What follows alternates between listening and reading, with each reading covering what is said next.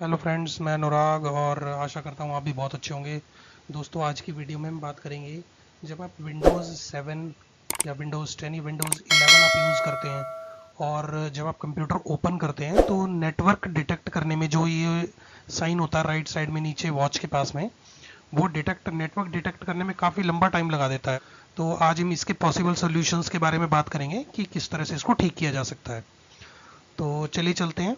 और तो इसके लिए दोस्तों सबसे पहले क्या होता है कि ये बेसिकली असली होता है कि जब आपका कंप्यूटर जो होता है वो ऑटोमेटिक आईपी लेता है वाईफाई राउटर के थ्रू। जिस भी वाईफाई राउटर से आप कनेक्टेड है, तो उसमें जैसे मैं इसमें चला जाता हूँ वाईफाई राउटर की सेटिंग में, वाईफाई लैन कार्ड की, अपने लैन कार्ड की सेटिंग में, और इसको राइट क्लिक करके प्रॉपर्टीज़ में क्लिक करता हूँ। तो ये TCP4 पे आप क्लिक करके इसको प्रॉपर्टीज़ पे करेंगे तो ये ऑटोमेटिकली रहता है, ऑटोमेटिकली आईपी ऑब्टेन करता है वाईफाई राउटर से। तो वाईफाई ये आईपी एड्रेस भी, सबनेट मास्क, गेटवे और DNS server, alternate DNS server, ये सारे वाईफाई राउटर से डिटेक्ट करता है। तो जैसे कि मैंने पिछली वीडियो में भी बताया हुआ है राउटर को किस तरह से कन्फिगर करते हैं, और उसमें दो लैन होते हैं। एक तो अपना वैन होता है जो कि बाहर से नेट कनेक्ट करता है, और एक इंटरनल नेटवर्क होता है जो कि अपना लोकल नेटवर्क होता है। दोस्तों, आजकल क्या होता है कि जो कंप्यूटर आप जो वाईफाई राउटर आप यूज़ करते हैं, वो उस पर आपके घर के फ़ोन्स भी, और कुछ में वाईफाई लैपटॉप वगैरह या कंप्यूटर्स वगैरह भी वाईफाई के थ्रू कनेक्टेड होते हैं। कुछ केस में ये लैन कार्ड के थ्रू भी कनेक्ट होते हैं, वायर के थ्रू। तो वो डेस्कटॉप पीसी वगैरह होते हैं। तो इसमें क्या होता है दोस्तों, हम जब वाईफाई राउटर कॉन्फ़िगर करते हैं, तो क्योंकि हमें इसमें फ़ोन भी चलाने होते हैं, तो हमें उसको DHCP पे रखना पड़ता है। DHCP क्या होता है? Dynamic host configuration protocol. ये क्या करता है, ये राउटर जो होता है ये आईपी एड्रेस प्रोवाइड कर देता है जो भी सिस्टम को कनेक्ट करने की कोशिश करते हैं या नेट को एक्सेस करने के लिए, वाईफाई को कनेक्ट करने के लिए कोशिश करते हैं, उनको ऑटोमेटिक आईपी प्रोवाइड कर देता है। तो उसमें क्या होता है कि जैसे आईपी प्रोवाइड कर देता है, और ये टाइम टू टाइम कई बार चेंज भी होते रहते हैं कि कुछ कनेक्ट हो गए, कुछ आउट ऑफ रेंज चले गए तो वो डिस्कनेक्ट हो गए, फिर हो गए, फिर कनेक्ट हो गए, फिर डिस्कनेक्ट हो गए, कुछ नए आ गए, कुछ नए पुराने चले गए। वो इस तरह की भी इश्यूज आते हैं। तो वो आपने देखा होगा, नोटिस भी किया होगा। तो ये इस तरह की जो प्रॉब्लम होती है, ये डायनेमिक होस्ट कॉन्फ़िगरेशन प्रोटोकॉल जो होता है वो ऑटोमेटिकली प्रोवाइड कर देता है और ले लेता है आईपी एड्रेस। तो वो उसको पता रहता है कि कितने कनेक्टेड हैं और कितने नहीं कनेक्टेड हैं। तो ये बेसिकली, और क्या होता है कि जब आप इनसे कनेक्ट करते हैं तो उसमें उसका कुछ टाइम होता है, उसका एक प्रोसेस होता है कि पहले भी ये डिटेक्ट करेगा, फिर वो रिक्वेस्ट करेगा कि भाई मुझे आईपी एड्रेस चाहिए। इस तरह का प्रोसेस चलता है, तो उसमें थोड़ा सा टाइम लगता है। लेकिन अगर आप कंप्यूटर पे यूज़ करना चाहते हैं, जैसे आप लैपटॉप पे या अपने कंप्यूटर पे यूज़ करना चाहते हैं, तो इसमें आप मैनुअली आईपी एड्रेस डाल देंगे तो वो आपको जल्दी कनेक्ट कर देगा। जैसे क्या होता है कि इसमें जैसे मेरे पास जो ये वाईफाई राउटर है, इसमें मैंने DHCP इनेबल किया हुआ है, लेकिन DHCP सर्वर जो होता है वो आईपी प्रोवाइड करता है 192.168.3.1 से लेके 99 तक। ये हम मैनुअल आईपी एड्रेसेस में डाल सकते हैं, और 3.100 के बाद इसके आईपी एड्रेस DHCP के शुरू हो जाते हैं। तो जब अगर मैं इसमें कनेक्ट करना चाहता हूँ, तो मैं क्या करूँगा, इसमें आईपी एड्रेस अपना यहाँ पे डाल देता हूँ, जैसे 192.168.3.30 डाल दिया, मैं कुछ भी डाल देता हूँ, और ये अपने आप ऑटो डिटेक्ट हो जाएगा। और इसके बाद हम इसको भी डाल देते हैं, गेटवे भी हो जाएगा। और मेरे केस में क्या है, ये भी यही है, और एक पब्लिक आईपी एड्रेस में डाल देता हूँ, पब्लिक डीएनएस सर्वर जो है ये मैं डाल देता हूँ। तो मेरा जो अब जो कनेक्शन का टाइम होगा ना, वो बिल्कुल ख़त्म हो जाएगा।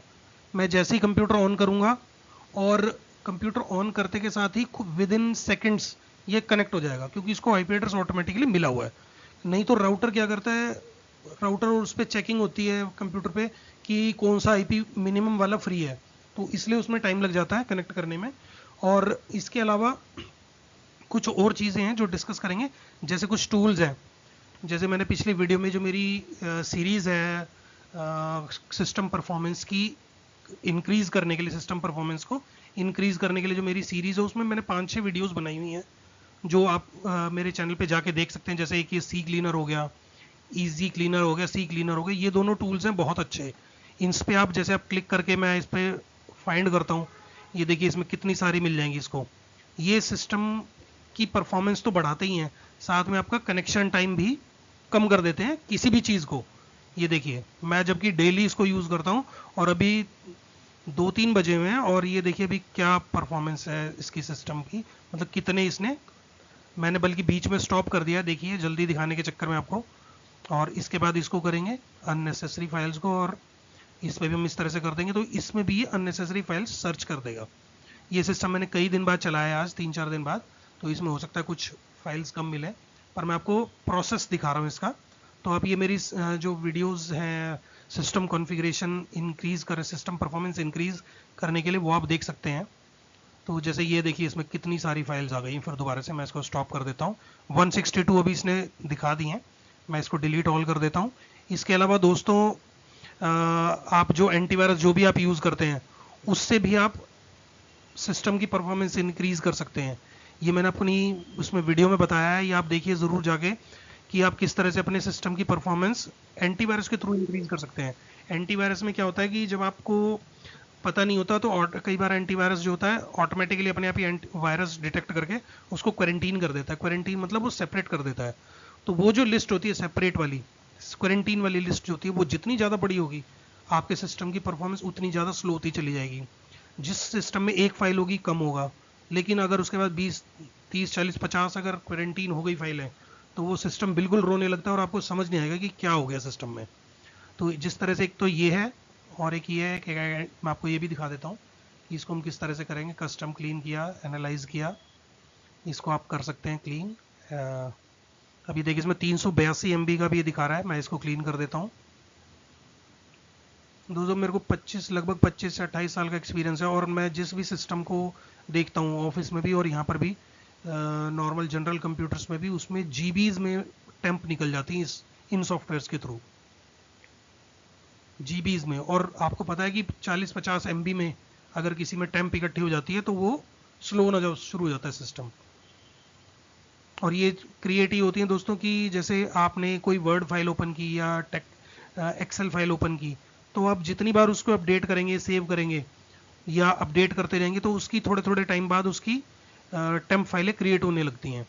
और इसके अलावा क्या करते हैं, जैसे आप लैन कार्ड के थ्रू अगर आपने कनेक्ट किया हुआ है राउटर से, तो आप कैट 5 केबल ना यूज़ करें। कैट 5 की जगह आपको, अगर आपका इंटरनेट कनेक्शन जो है 200 Mbps से ऊपर है तो आप कैट 6 केबल यूज़ कर सकते हैं, करनी भी चाहिए, क्योंकि कैट 5 जो होती है उसकी लिमिट होती है।